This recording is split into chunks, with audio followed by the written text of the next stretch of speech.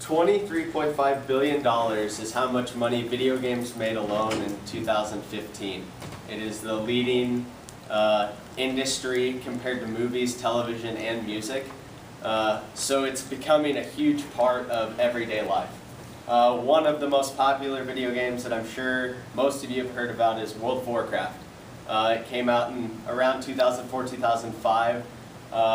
Was something that was kind of, I'd guess, classified as nerdy. I think when people hear the word World of Warcraft, they think of a middle-aged man in their mom's basement drinking a Mountain Dew. But I'm here to kind of show you that there are people that play World of Warcraft that are making a lot of money doing it, and they're not that middle-aged man. So right here, this is Bajira. He is a almost near millionaire World of Warcraft player, and he doesn't quite look like your standard World of Warcraft player. There is a article from bodybuilding.com. It's called Games and Gains. It was an article written about Bajira. He is a professional bodybuilder along with a professional World of Warcraft player. He's been playing since the game released and has been an icon for what kind of video games are about, and it's more of the fact that it's a community and it's a place to socialize and a place to kind of show what you have. In his case, he is a bodybuilder, so he enjoys, you know, that aspect, but he also has that video game mentality. Also with this, I can kind of, sorry. Okay. So with video games as well, you have the ability to kind of socialize.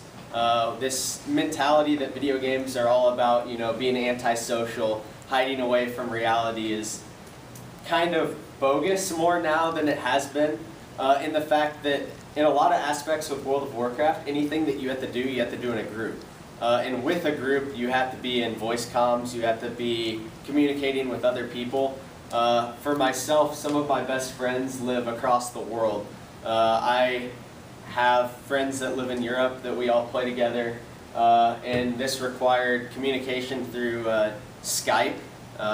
Has been a good tool to kind of be able to communicate and talk about what we're doing, what we need to do, goals, and that kind of stuff. Really nerdy, but a lot of fun. It is also a tool that people look for in like workplaces. I mean, you need to be able to communicate with strangers, be able to work in a group setting, be able to organize, set dates, plan ahead, make sure that, you know, everyone's on the same page.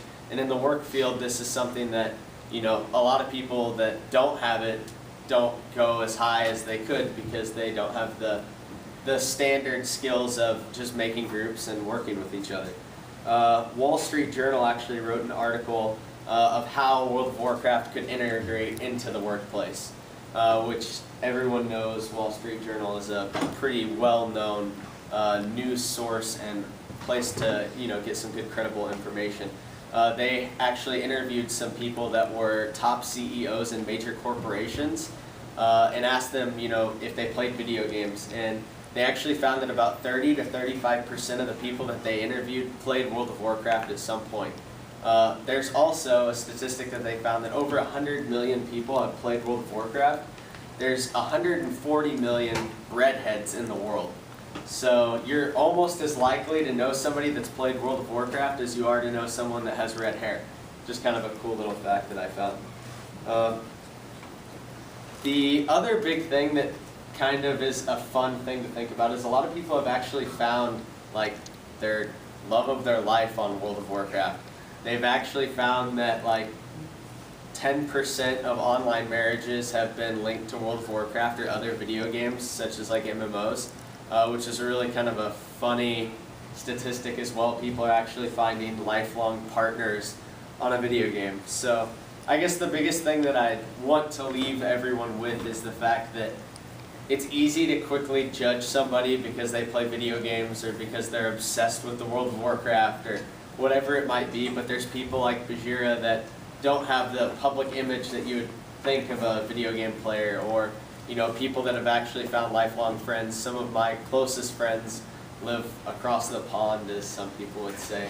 And these are people that I met when I was in 5th and 6th grade, and I still talk to and have their phone numbers. I've been texting friends from England, which is kind of a cool thing to think about. So don't be so quick to judge when you see somebody that loves video games, because they might have friends across the ocean. So that's all.